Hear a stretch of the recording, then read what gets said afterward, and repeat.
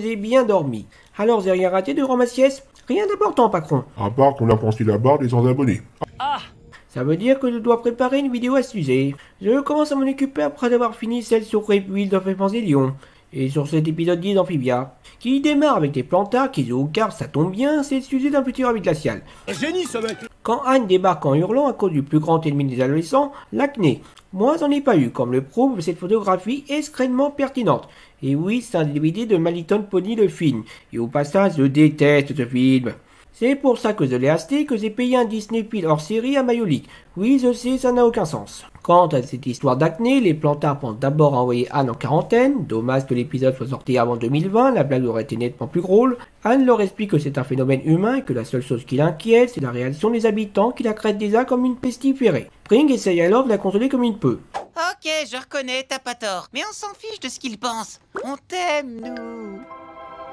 Patron, pas de blague sur la zoophilie, pas de blague sur la zoophilie, ça va attirer les... Anne pense, elle, à se planquer le temps que l'acné parte. Mais Hop Hop a besoin d'elle pour vendre des haricots senteurs. Cet univers me surprendra toujours. Et comme Amphibia est assez prévisible, les plantards ne vendent rien au marché malgré les efforts louables de Spring.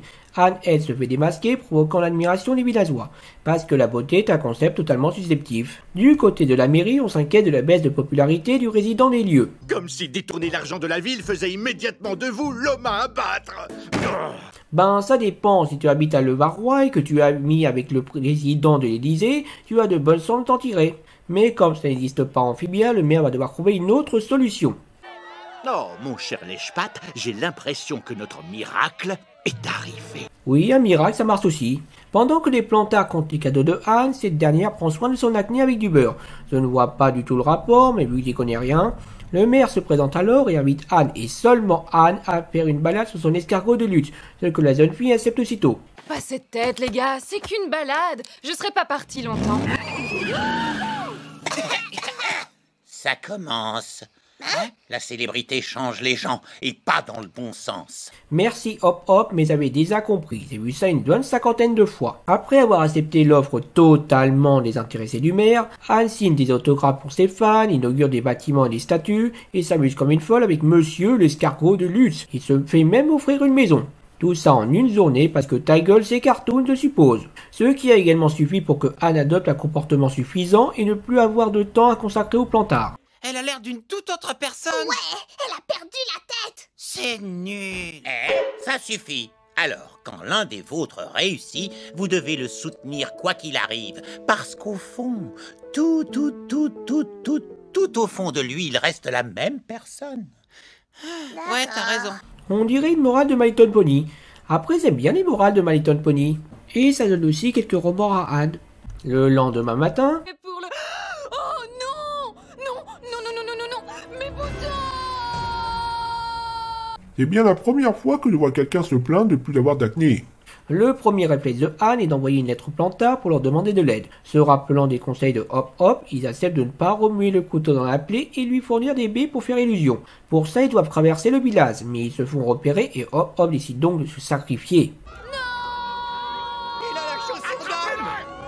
Fuyez, pauvre fou.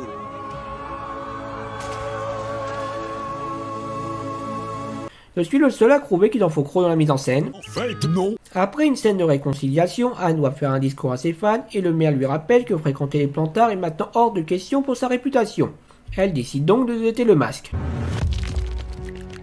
Elle est redevenue hideuse. Ils en font vraiment des tonnes sur la mise en scène. Le maire, lui, est furieux de devoir trouver un autre moyen de convaincre ses crétins des lecteurs de voter pour lui. Quel dommage qu'il ait dit ça à voix haute. On appelle ça être mis en ballottage.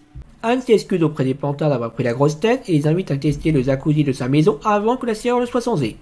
Ça faisait longtemps que j'ai pas pu mettre de pouce bleu et franchement ça me manquait. Certes, le fil rouge n'a pas avancé d'un pouce et on ne peut pas dire que la thématique soit très originale, mais voilà, c'est une thématique que j'aime bien et qui est classique mais efficace. Et c'est tout ce que je demande à ce genre d'épisode.